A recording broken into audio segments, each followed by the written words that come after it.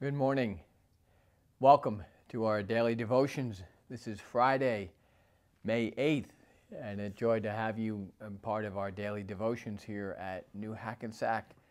Before I begin my devotions, though, I want to invite you to Sunday morning worship service by Facebook at 10 a.m. We're celebrating Mother's Day with a beautiful service, and I look forward to sharing Mother's Day worship with all of you. I know that you can see me. I wish I were able to see you. And then when I preach on Sunday morning, I'm looking out and I'm seeing the various people sitting in their pews. And I look forward to when we can all come back together again. Today, though, I want to speak to you from John chapter 10, beginning at verse 7. Jesus said to them, "Very truly I tell you, I am the gate for the sheep.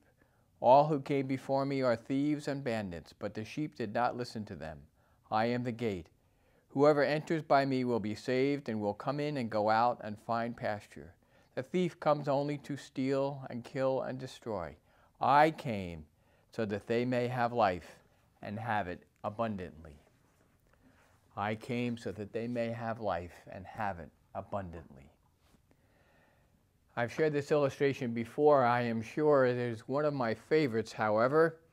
Many years ago, in the days when Morse code was used to communicate, a young man was looking for a position as a Morse code operator.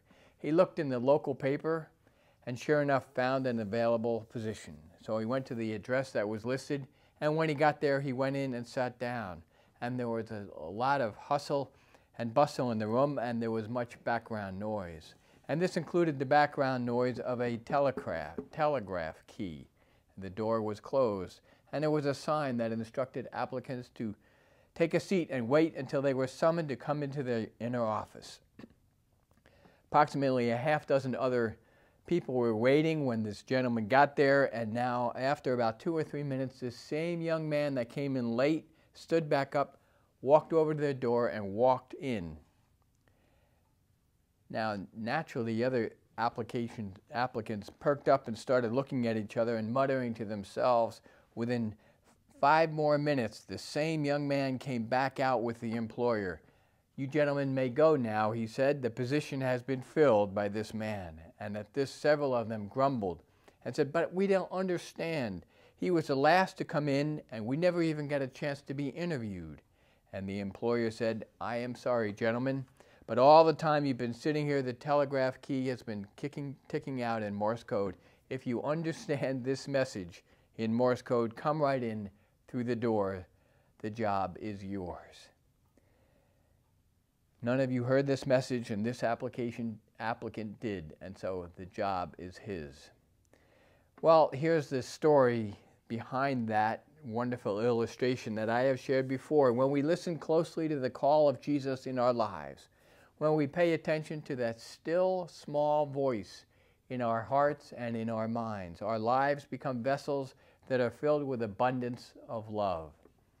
We are then able to recognize the doors that God opens for us.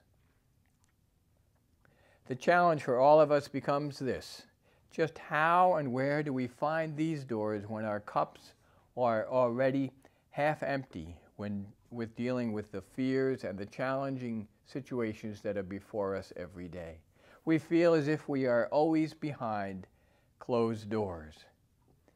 Most of us think of the open doors of life as really a life of ease, wealth, and great health. And the abundant life is when our cup is overflowing with good things. This is probably what we refer to when we ask God to fill us with abundance in our prayers. Let me explain. This is the season of Easter. Jesus Christ is raised from the dead. But remember that this Jesus who was raised from the dead is the one who was horribly crucified. This Jesus, who we see in John's Gospel, knows the cruelty of this life. Later in the Gospel, Jesus warns the disciples that they will suffer for their faith. But he also promises the Comforter to assist them in negotiating their way through the perils of this life. When Jesus looked at the Palestine countryside, where he may have seen sheep and green pastures, he also saw hunger, disease, and oppression. And in the middle of all this, Jesus shares that he is the doorway to come not only to life eternal, but to a life filled with love. John 10:10, I came so we may all have life and have it abundantly. Now, when Jesus declares that he came so that we might have life and have it abundantly, he could not have meant that he intends to make life comfortable and easy for all of us. Not at all. Surely, Jesus meant that he came to offer life in the midst of the harshness and cruelty of this life as we sometimes experience it.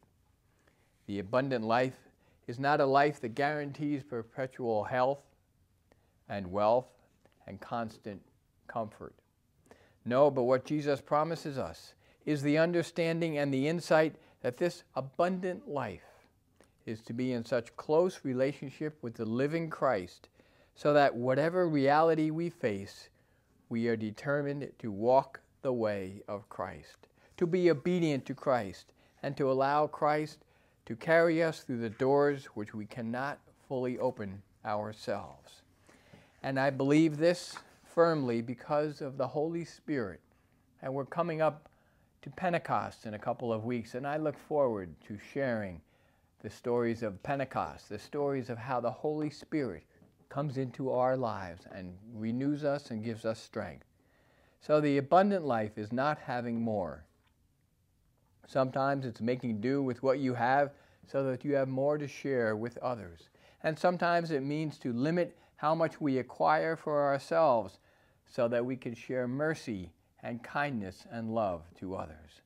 The abundant life is built on generosity of heart and joy and mind in seeing new life spring up where there appeared only to be death. Finding the doorway to life consists, first of all, finding a sense of joy in the common elements of everyday living. And that means going outside and seeing a bird, or walking around and finding newness through the spring that is coming up now.